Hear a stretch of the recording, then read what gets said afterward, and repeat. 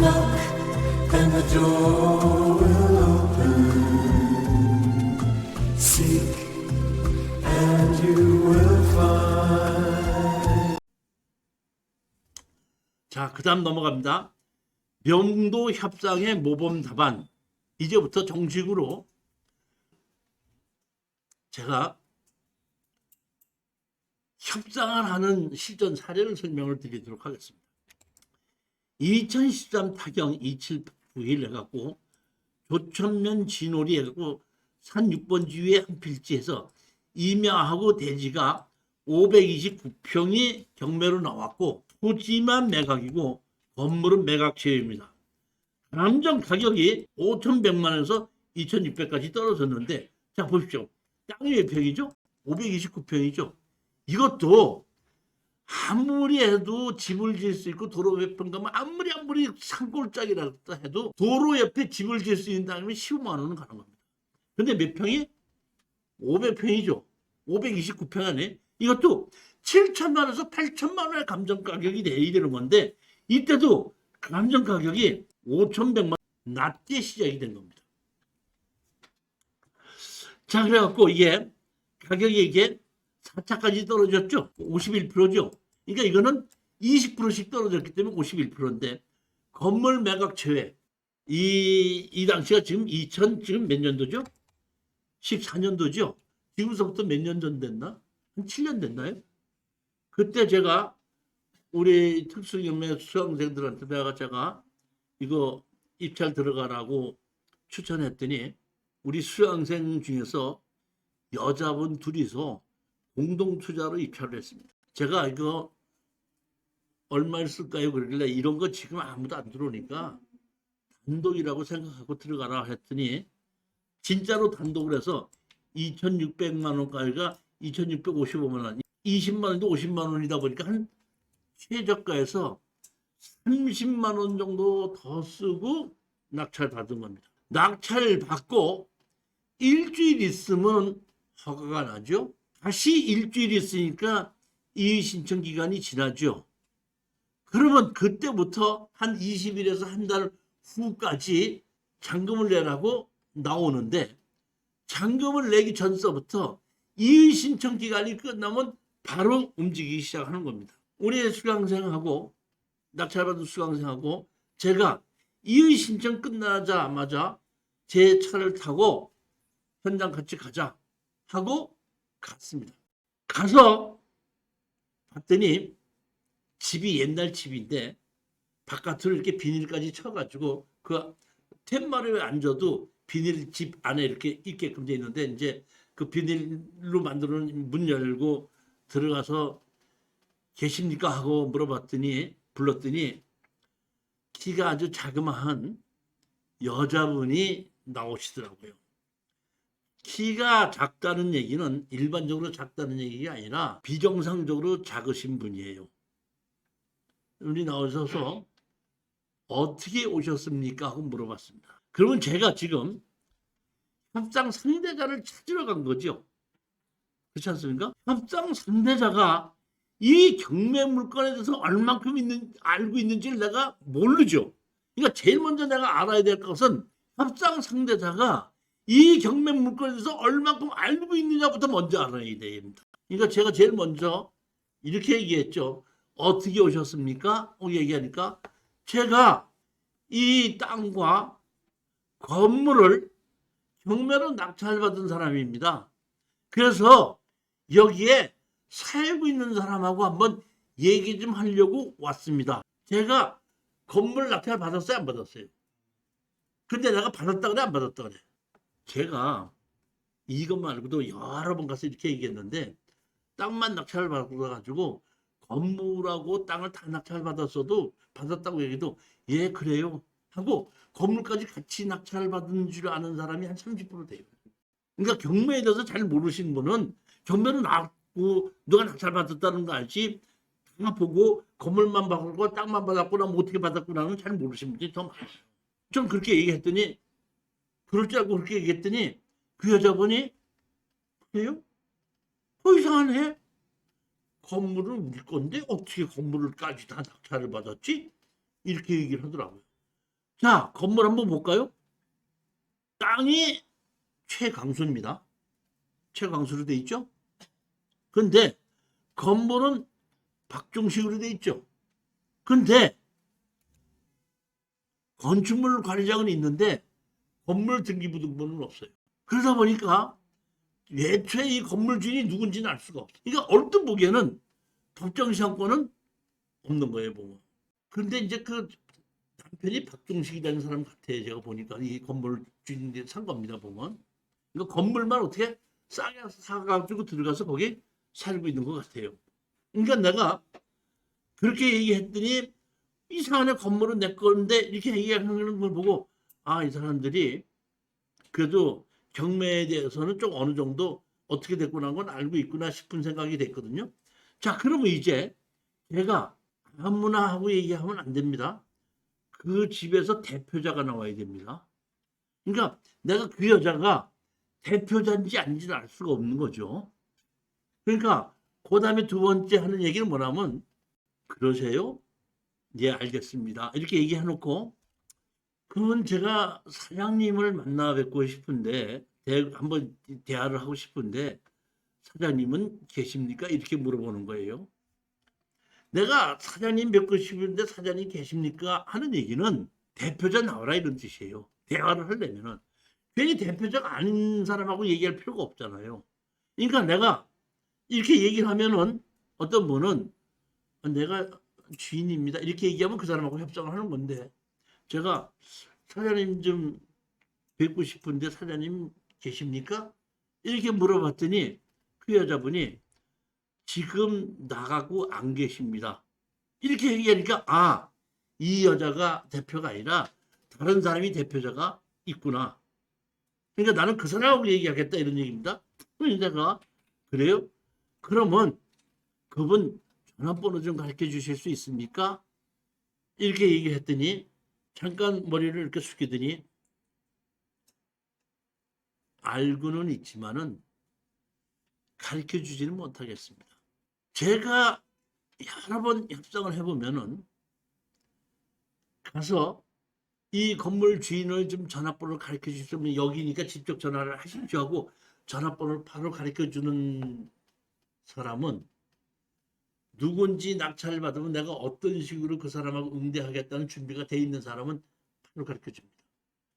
근데 지금처럼 알지만 가르쳐 드리지 못하겠습니다 하는 사람은 낙찰자가 찾아왔을 때 어떤 식으로 응대한다는 걸 방법이 없거나 모르는 사람은 그렇습니다. 안 가르쳐 준다고 하는 사람을 우리가 상대하기가 더 좋은 사람이다 이렇게 생각하시면 돼요. 그러면 얼른 가르쳐 달라고 할 필요 없습니다. 그러시면 오시면은 저한테 좀 전화를 좀 해달라고 제 전화번호를 적어주는 거 됩니다. 그럼 오시면 이리로 전화 좀 해달라고 하십시오 하고 전화번호를 적어주고 오는 겁니다. 제 경험에 의하면은 시골에 가서 전화번호 적어주고 오면은 80%가 올라오는 도중에 전화가 옵니다. 서울로 돌아오는 제가. 저녁에 밤에라도 전화가 옵니다. 그리고 하루나 이틀 후에 전화로 오는 것이 한 20, 30% 됩니다. 7, 80%는 그날 저녁에 나 전화번호 적어주고 한 서너 시간, 대여섯 시간 있으면 그 안에 전화가 옵니다. 일주일이 지나도 전화가 안 옵니다. 일주일이 지나도 전화가 안 온다는 뜻은 너 마음대로 해봐라. 나는 내 마음대로 할 테니까. 너하고 할 말 없다. 제일 머리가 아픈 사람이 BJR이에요. 우리 이옥재 사장님 BJR이라고 아세요? 배째랍니다. 마음대로 해라, 배째라. 경매로 낙찰받았는데 거기 사는 사람이 BJR로 나가면 머리가 아픈 건데 전화가 안 온다는 얘기는 BJR이라는 생각이 들다 보니까 조금 이것도 생각보다 이게 머리가 좀 아파지는 거 아닌가? 이런 생각이 들더라고요. 2, 3일 후에 제가 이제 지금은 강의실하고 이렇게 같이 있는데 예전에는 강의실은 따로 있고 방이 따로 있었거든요. 그럼 내가 강의하러 갈 때 핸드폰을 내 방에다 책상에다 놓고 가는데 쉬는 시간에 잠깐 가서 봤더니 전화 온 것이 있는데 모르는 번호야. 여러분이 입학을 하셨지 않습니까? 그럼 입학원서에 성함하고 쓰잖아요. 그럼 제일 먼저 우리 김 선생자가 핸드폰 주면서 우리 새로 등록하신 분 전화하고 이름 입력시켜 달라고 그래요. 그렇기 때문에 제 수강생들은 항상 전화하면 제가 얼굴은 몰라도 내 수강생이구나 아니구나는 내가 압니다. 근데 전혀 모르는 번호가 전화가 왔었는데 딱 느낌이 그 조태면 사람 같더라고요. 그래서 제가 쉬는 시간에 전화를 했죠. 전화를 했더니 아니나 달라 초천면에 누군데 며칠 전에 오셔서 전화를 해달라 그래서 제가 지금 전화를 드리는 겁니다. 그래서 제가 낙찰받은 사람인데 한번 만나서 얘기하고 싶은데 언제가 괜찮겠습니까? 내일 괜찮겠습니까? 했더니 괜찮습니다. 제가 택시 운전을 하는 사람인데 저녁 7시 이후에는 들어옵니다. 그러니까 그때만 오시면은 아무 때도 되고 내일은 조금 일찍 들어와서 기다리고 있겠습니다. 예, 그렇다. 그렇게 해서 이제 우리 수강생, 낙찰받은 수강생하고 저하고 셋이서 차를 타고 또 갔죠. 그래서 제가 얘기를 했습니다. 제가 이 땅을 낙찰받아서 전원주택을 하나 지려고 낙찰받았습니다. 전원주택을 하나 지려고 하다 보니까 이 건물을 철거를 해야 되겠는데 죄송하지만 건물을 철거하고 좀 비워주셨으면 좋겠습니다. 언제 어떻게 좀 비워주실 수 있습니까? 제가 이제 그렇게 본론 얘기를 꺼낸 거죠. 그랬더니 이분이 이렇게 얘기를 하시더만 저희 부가 초천면에 생활보호 대상자로 지정돼서 생활보호를 받고 있습니다. 그러니까 제가 보면 그 여자분이 키가 작은 분인데 이제 장애인이다 보니까 생활보호 대상자로 지정해서 도와준 것 같아요. 이 집 보시면은 우리 생활보호 대상자로 지정이 돼서 작년에 780만 원인가를 들여서 이 집 수리를 다 해준 겁니다. 봤더니 그 샤시로 다 창이 바뀌어져 있고 싱크대도 입식으로 돼 있고 주방도 바뀌어가지고 화장실도 이렇게 양변기를 설치해 됐어. 그게 헬기는 바뀌게끔 돼 있고 텐마루가 있거나 지붕은 그대로야. 창문 바뀌고 주방 바뀌고 화장실 바뀌어서 내가 봤더니 780만 원 들여서 했습니다.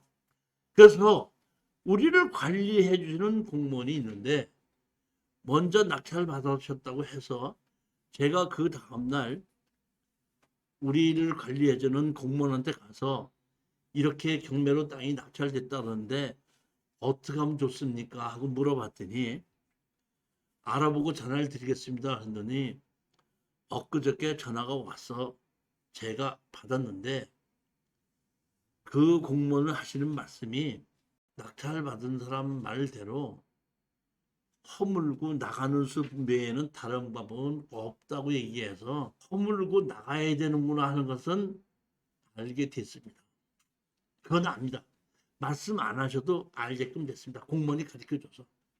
그렇지만 보시다시피 가진 것이 아무것도 없어서 언제 어디로 가는지 계획을 잡지도 못하고 생각도 못하고 있습니다.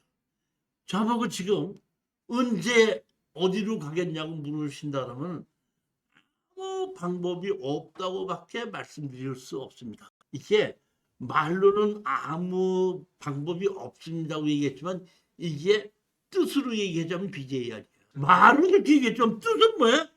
백절 아니에요 지금. 자 그러면 이 사람 어떻게 내보내야 되겠죠? 달래야 되겠죠? 그러시다 그러면은 저도 돈이 없지만은 워낙에 저보다도 더 없으신 것 같으니까 나가실 때 제가 200만 원을 도와드리겠습니다. 그러니까 사장님이 가지신 돈하고 합쳐서 200만 원하고 합쳐가지고 이사 가실 때를 알아봐 주시고 다음 주 금요일날 올 때까지는 약속을 좀 해서 저한테 알려주시기 바랍니다. 거기서 물러나야지 더 몰아치면 안 됩니다. 어느 정도 기회를 주고 그 사람이 또 어떻게 하는지도 한번 봐야 되는 거다 보니까 다음 주 금요일날 오겠습니다. 이 시간에 올라오는 차 안에서 봉투로 그러니까 이 낙찰 받은 우리 수강생이 한 분이 이러시더만 저한테다가 교수님 제가 아파 옆에서 봤는데요. 200만 원은 좀 너무한 것 같지 않아요? 그래도 한 4, 500은 줘야 되는 거 아니에요? 그러니까 그 옆에 있던 여자분이 아유, 돈 버는 걸 생각하면 좋기는 하지만은 그 사람들 쫓아내려니까 마음은 또 짠해요. 자, 호랑이가 토끼 잡아먹을 때 짠한 마음으로 잡아먹어? 배고파서 잡아먹어? 드신대잖아요. 하여튼 제가 지금 그때 그 분위기 그대로 말씀드리는 거예요. 뭐 하나 더 하는 것도 없고 들어가는 것도 없고 그대로입니다. 그렇지만 제가 느끼는 건 뭐냐면은 그 얘기가 중요한 게 아니라 그 낙찰받은 여자분들이 너무 쥐어짜지 말고 한 500까지는 우리가 줄 마음이 있으니까 좀 여유롭게 협상하십시오. 이 뜻이잖아. 말은 그렇게 그런 뜻은 500 정도를 주고 가겠다. 그 뜻 아니에요. 맞습니다. 말이 그렇다는 얘기. 뜻은 교수님 너무 없어 보이는 사람 너무 쪼지 마. 500은 주고서 버릴 테니까. 그 얘기죠. 일주일에 갔습니다. 안녕하십니까. 어떻게 준비가 되셨습니까? 제가 보기에는 그 공무원이 그 사람한테 코치를 했는데 법으로 하면은 무조건 집니다. 그러니까 싸워서 이길 생각하지 말고 사정하십시오 이렇게 했나 봐.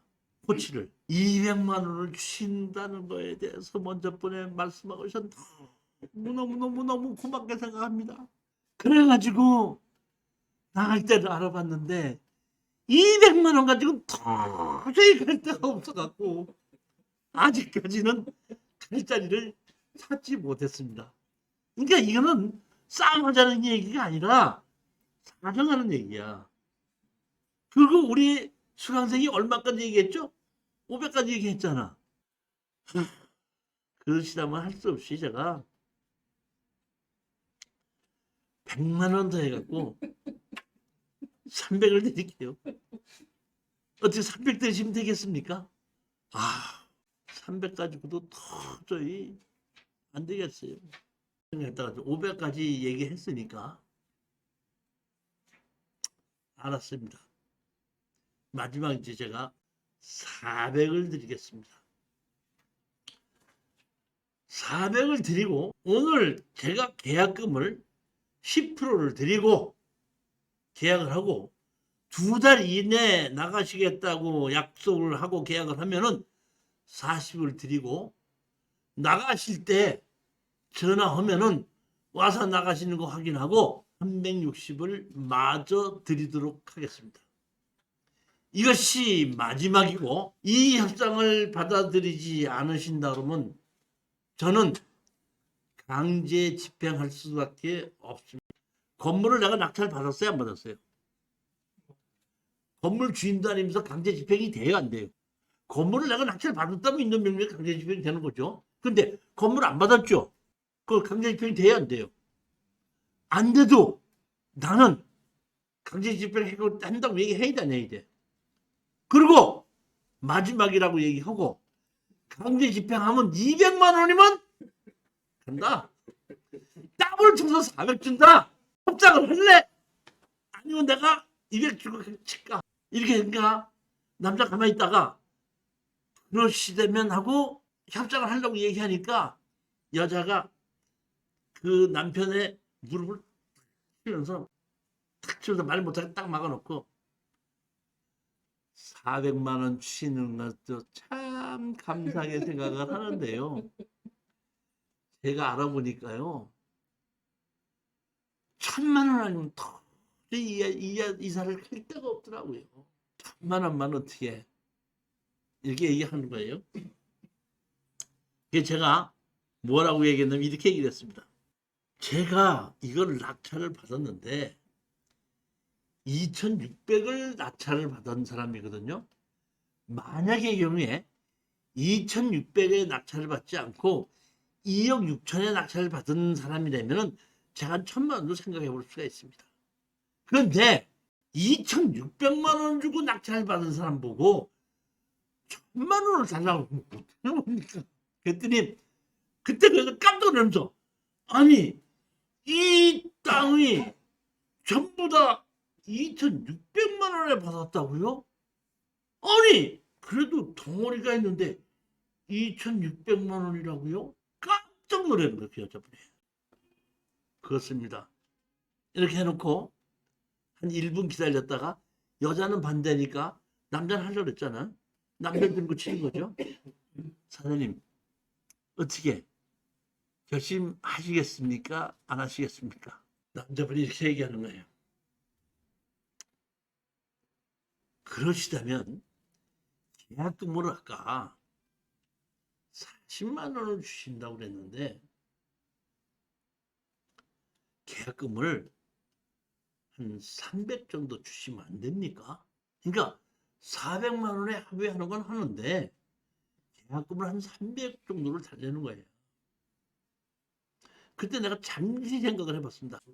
나는 원칙적으로 안 주는 게 맞는데 나는 그 사람들이 그 말하는 게 진실성이 있어 보니까 사기성의 기준은 없는 걸로 내가 느꼈어. 그래서 내가 우리 그 낙찰 받은 사람한테 300 있냐 했더니 예 하고 봤더니 그날을 봤더니 협작을 한번 하려고 100만 원권으로 500만 원을 갖고 왔더라고. 500만 원. 딱 백에 딱 열는데 봤더니 100만 원권을 500만 원 갖고 온 거야. 이미 한 500을 가지고 협작을 하려고 준비를 딱 했던 거야. 내가 그 돈을 준비하라고 하지도 않았는데 벌써 알아서 준비를 한 거야.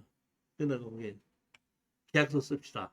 해갖고 제일 중요한 거는 보면은 내가 이사비용으로 준다고 해놓고 이사비용으로 계약서를 쓰는 것이 아니라 그 건물을 내가 사는 걸로 씁니다. 건물은 뭐야? 내 걸로 만들어. 그래서 이렇게 하고 계약금 얼마 해갖고 이제 준다. 그리고 2달 안에 나가면 준다. 잔금 마저 준다. 계약서 쓰고 300을 내가 주자고 했더니 우리 저기 낙찰받은 애들도 그대로 주더라고요.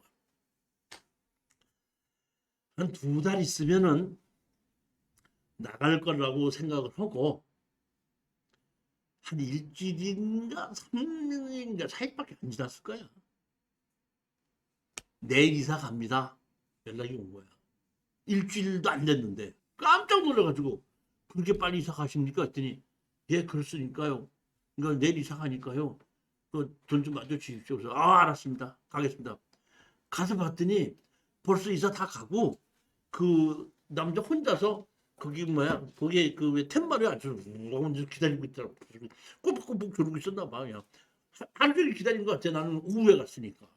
그러다가 이제 100만 원 주고 영수증 받으면서 아니 어디로 이사 가셨어요? 그래 물어봤더니 그때서야 그 남자가 이실직고 하는 거야. 우리를 뒷바라지 해주던 그 초천면 담당자가 임대 아파트를 알아봐 줬는데 부여에는 임대 아파트가 없어갖고 논산에 있는 임대 아파트를 만들어 줬습니다.